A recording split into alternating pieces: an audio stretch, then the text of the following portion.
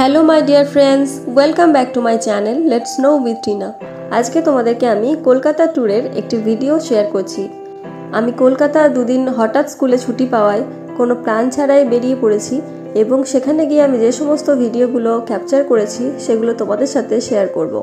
তো এই ভ্লগটাতে তোমরা দেখো আমরা সামনেই খুব সুন্দর একটা জায়গায় পৌঁছে গেছি।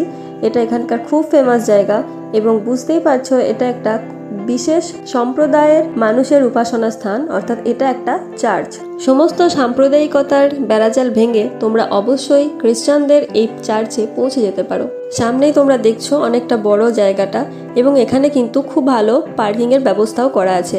পার্কিং তোমরা যদি বাইক নিয়ে যাও তাহলে বাইকের জন্য পার্কিং হচ্ছে 30 টাকা এবং কারের জন্য 50 টাকা, আর এখানে প্রবেশ মূল্য হচ্ছে 10 টাকা।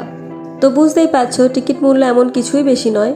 আর তোমরা যারা ভিক্টোরিয়া যাবে বলে প্ল্যান করছো তারা কিন্তু অবশ্যই এখানে যেতে পারো। আর ভিক্টোরিয়া ছাড়াও যদি প্ল্যানেটোরিয়ামে যাও, প্ল্যানেটোরিয়ামের কিন্তু একদম সামনেই হচ্ছে এই চার্চটা। এটার নাম হচ্ছে সেন্ট পলস ক্যাথিড্রাল। কলকাতার সমস্ত ক্যাথিড্রালের মধ্যে এটাই কিন্তু সব থেকে বড়। এটার প্রতিষ্ঠাতা হলেন বিশপ ড্যানিয়েল উইলসন। এটা খোলা থাকে সকাল 9টা থেকে দুপুর 12টা এবং বিকাল 3টে থেকে সন্ধ্যে 6টা পর্যন্ত।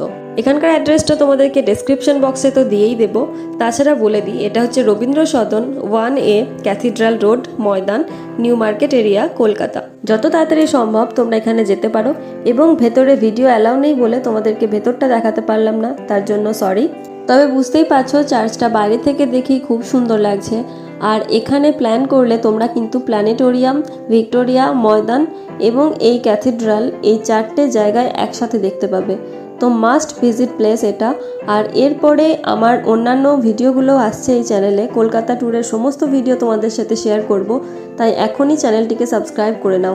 Thank you for watching my video. Bye bye. Please subscribe.